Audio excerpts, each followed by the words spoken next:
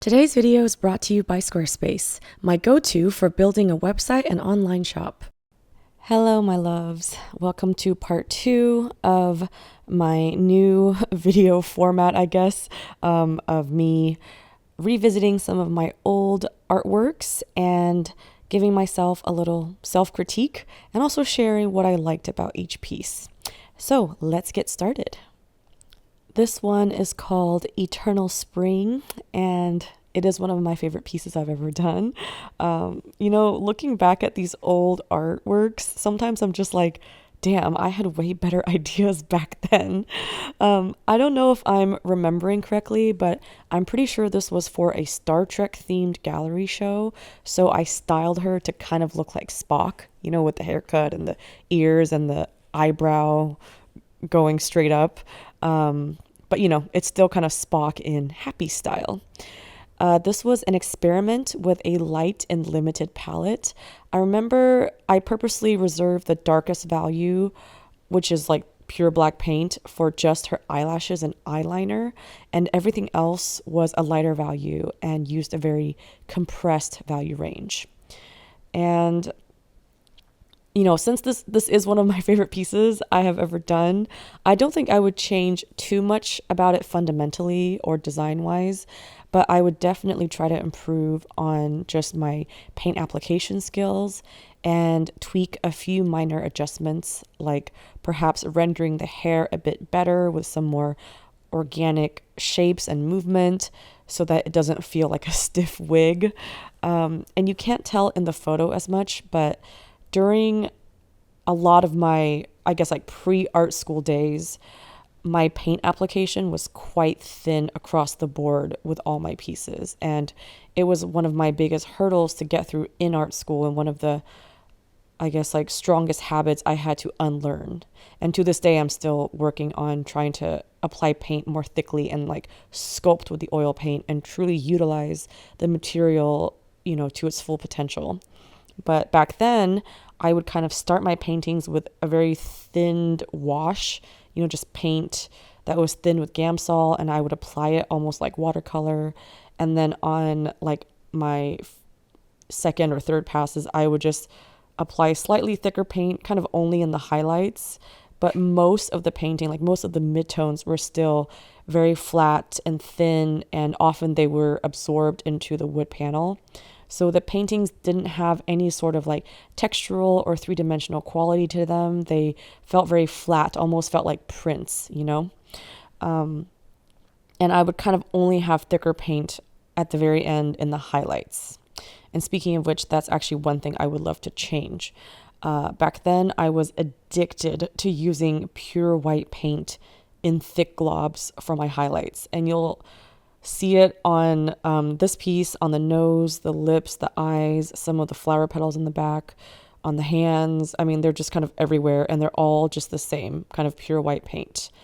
On this piece, it doesn't stand out quite as much because all the values are kind of light, but even so, it's a very bad habit, and if you look through some of my old work, you'll see it come up a lot. Nowadays, I know highlights are not all just pure white dots. They need their own value hierarchy and intentional paint application. They don't all need to be thick white dots. Sometimes they're a bit darker in value, or they have some chroma to them. Sometimes they're meant to be applied thicker, and sometimes they're meant to be more thin and subtle. So yeah, I would just change how I did the highlights. And maybe I would fix the thumb. There is something kind of awkward about that thumb. This next piece is called My Immortal Shrine. I don't know how I came up with these names, y'all. I painted this piece and the previous one really close to each other, pretty much back to back. And I kind of think of them as sister paintings. They're very similar. They have this kind of pastel rose abstract environment. And this is one of the pieces I'm most excited to repaint. Because there are just so many things I love about it, but also so many small technical mistakes that if I just improved upon them and refined them a bit, I think this piece could be stunning. First of all, I would definitely retain the drippy textures of the environment that I made with dripping Gamsol onto the panel. I really love that component.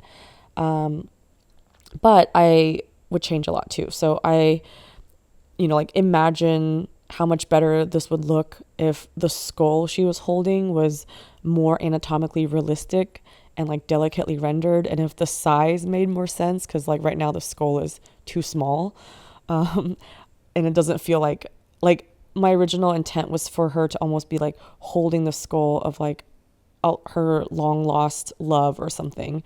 But yeah, right now it just kind of looks like almost not even a human skull, kind of like a baby alien or something. So definitely would improve upon the anatomy. Speaking of anatomy, like a lot of her anatomy on her body and her face need to be fixed. So, even though back then and to this day, I still like exaggerating proportions, there's a right and a wrong way to exaggerate them. Stylizing anatomy is different than forgetting or not knowing anatomy. So if I were to redo this, I would render all the necessary body parts, but just change their proportions instead of having her like completely missing body parts, such as the shoulder being completely disjointed from her clavicle, and there are missing vital bones in her elbows and wrist that are just making her forearm just look like a soft like hot dog or something, and I would also paint the hand to be a lot more defined and interesting. So perhaps I would have her clutching the skull more tightly to show, the heaviness of this emotional weight. And also the facial features indicate that the face is slightly upturned, but the forehead and jaw don't reflect that upturned angle as much, which again is an issue of proper anatomy knowledge. So I would make sure the angles of everything in the head and face all align to show the consistent tilt of the head, mainly by showing more of the bottom of the chin and perhaps less of the top of the head. So yeah, just minor kind of anatomical improvements I think would really make this painting shine. This one is called Nocturne, and I had so much fun during this era painting like giant goddesses that were larger than life and really big compared to their environments. I had so much fun painting the tiny ship in the foreground, which really sells the, grandness of her scale.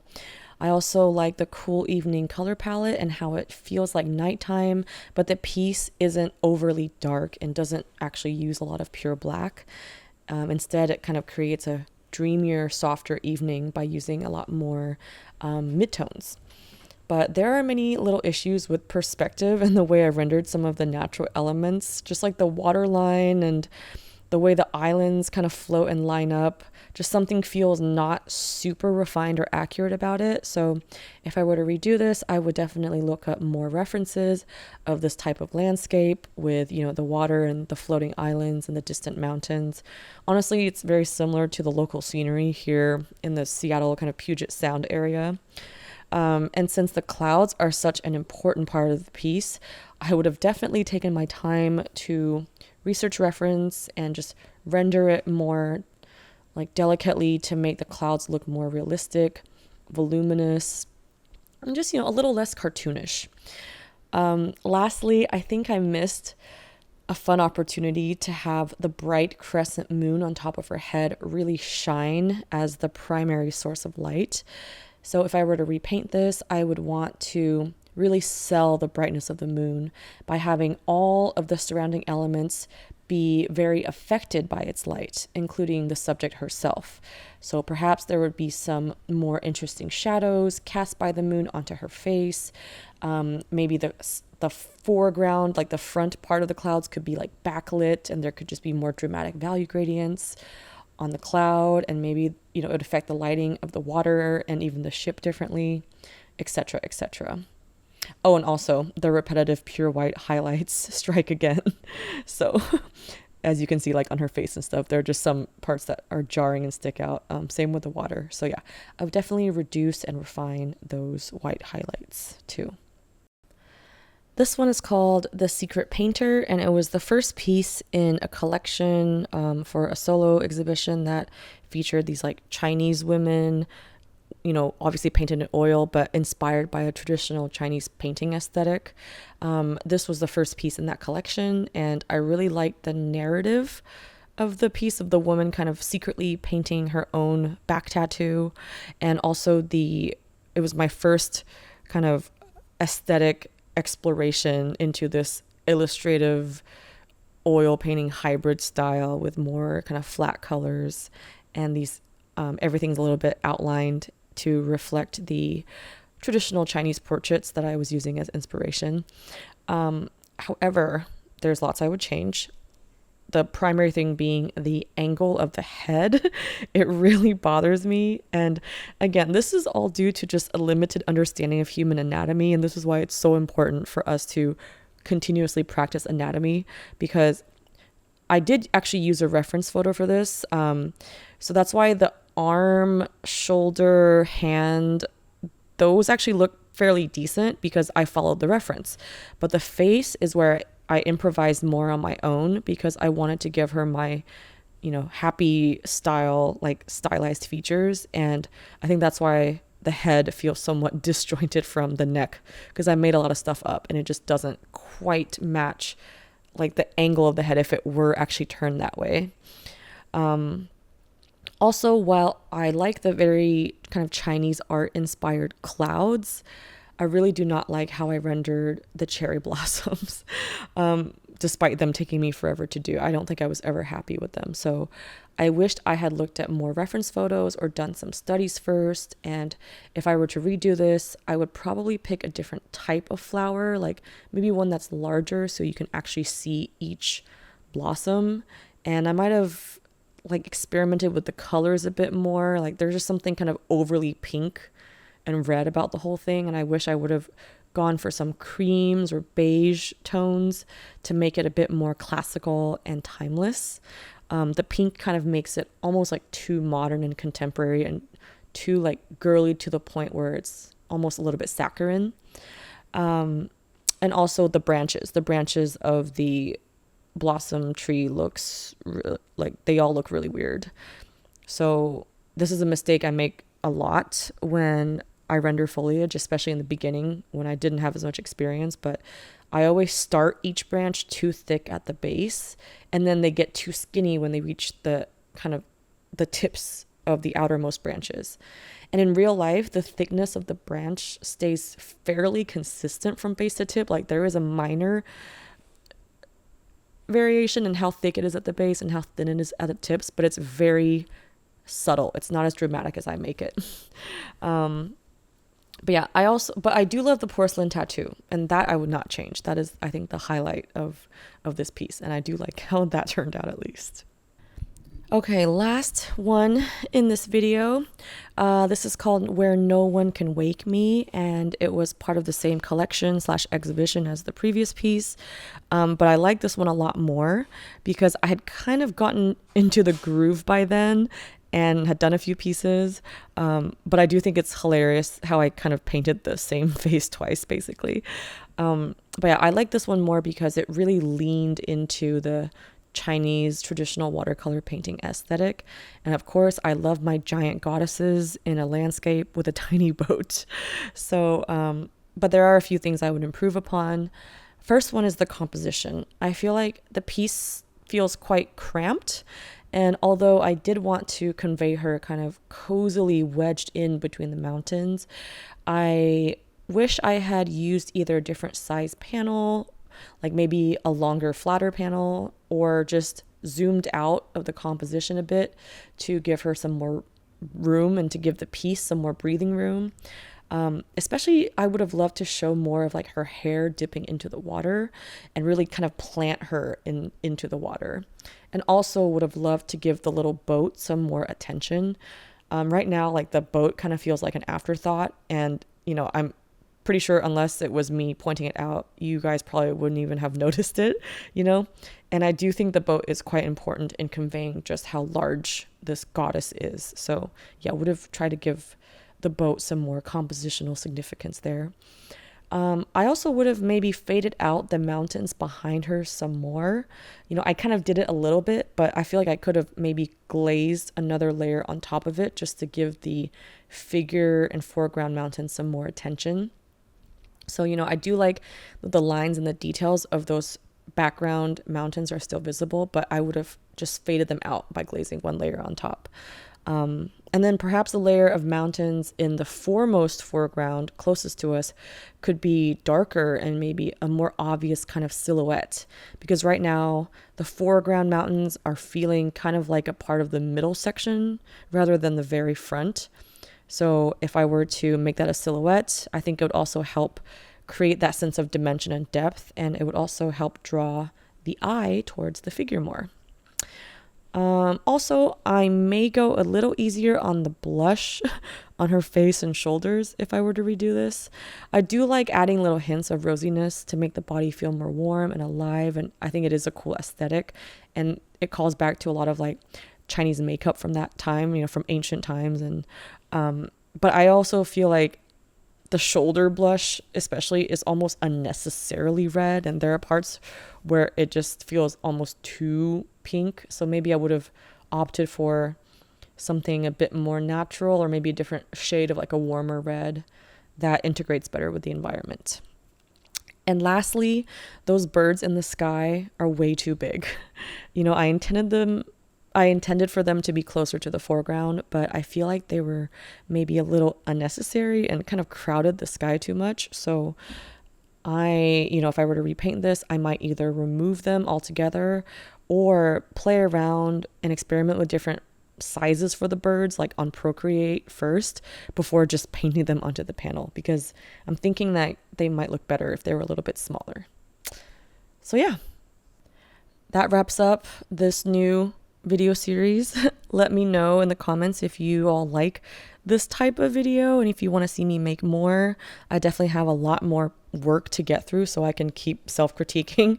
And someday I do want to make videos where I critique work from my patrons or work from my YouTube subscribers. So this in some way is a good practice run for that. And let me know if you guys would be interested in that.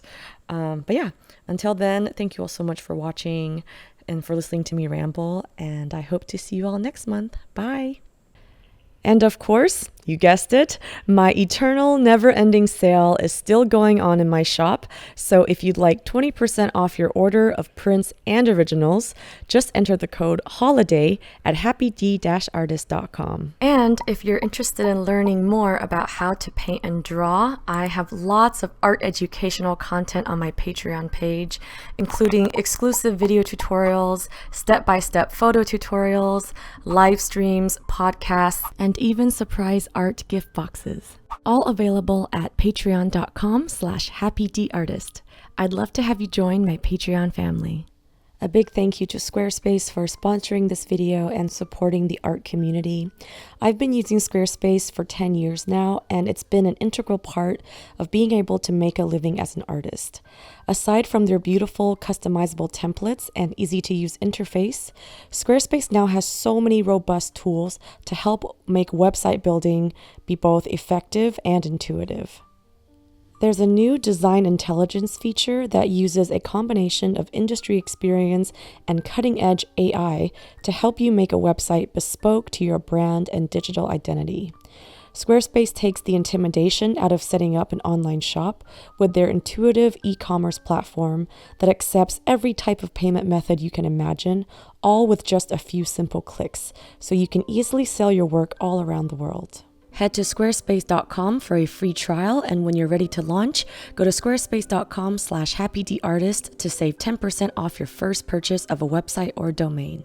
Also, if you want to check out more artworks, works in progress, and just random daily artist adventures, feel free to check out my Instagram, and you can follow me at the handle @happydartist.